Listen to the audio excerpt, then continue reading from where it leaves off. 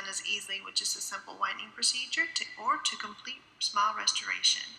There are so many potential patients that we could acquire if we stepped into the right marketing plan.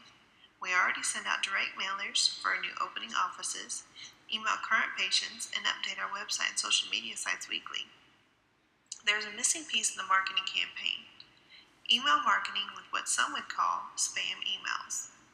If this technique is done correctly, we could gain good ground. The campaign is a numbers game. We may send out thousands of emails, but of those thousands, if we can gain 5 great cases, we would be good. However, if not done correctly, we could be fined for illegal spam submissions. There are a few guidelines that will need to be followed.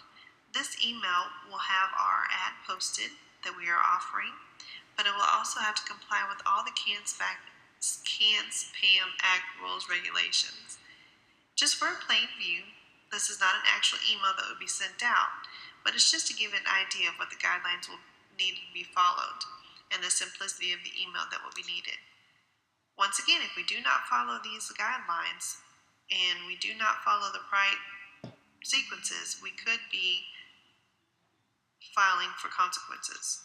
The email will be addressed to the recipient. The subject line will need to address the fact that the email is an offer and who it's from. The content will have to be honest. Will have to be an honest offer that will be withheld when they call in. And not only do these guidelines need to be followed, but there has to be an opt-in and opt-out choice for the recipient to either want to receive our emails or not. The Spam Act can become a very touchy subject. There are many people who will not join our email list, and then we have to honor that.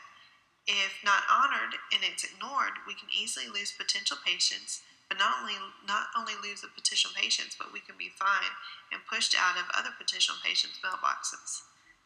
Again, we could be fined. That's the touchy subject, is that we can be fined, we can be put into jail for not following the rules.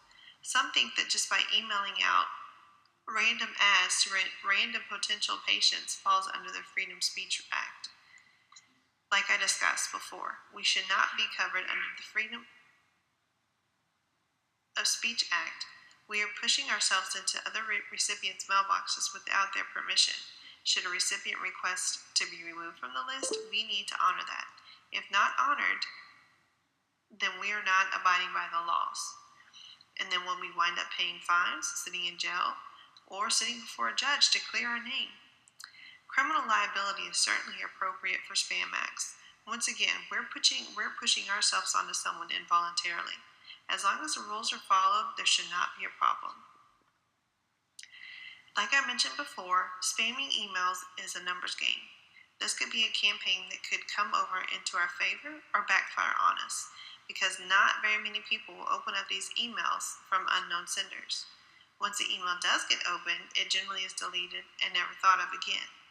This is where we need to have an extremely catchy subject line and email content. Although we hope that these emails reach every address and get opened, read at least 1 out of 50 sent, we could be looking at something great: increased revenue, educating our potential patients, and an increased potential patient base.